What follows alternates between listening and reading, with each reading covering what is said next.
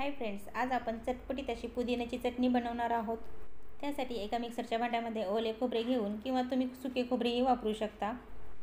4 ते 5 लसूण पाकळ्या, थोडासा कढीपत्ता, थोडीशी कोथिंबीर, 4 हिरवी मिरची आणि 1 वाटी पुदिना, 1 इंच आले, 1 चमचा साखर, चवीनुसार मीठ, 2 चमचे दही किंवा लिंबाचा रसही वापरू शकता। थोडेसे पाणी घालून छान असे मिक्सरला बारीक करून घ्यायचे।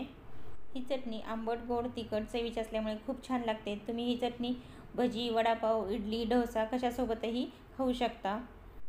पहा, मस्त अशी बारीक झालेली आहे। याला आता आपण फोडणी देऊयात। फोडणीसाठी गॅसवरती एक कढई गरम करायला ठेवली आहे। त्यामध्ये 2 चमचे तेल घालूया। तेल छान असे गरम झाले की 1 चमचा मोहरी घालू, 1 चमचा जिरे घालून आणि थोडीसा कढीपत्ता घालून गॅस असा बंद करायचा आणि ही कडकडीत फोडणी आपण या चटणीवरती घालून छान असे मिक्स करून घ्यायचे। मस्त आणि चटपटीत आपली पुदिना चटणी तयार आहे। व्हिडिओ आवडला असेल तर व्हिडिओला लाईक करा आणि चॅनलला सबस्क्राईब करा।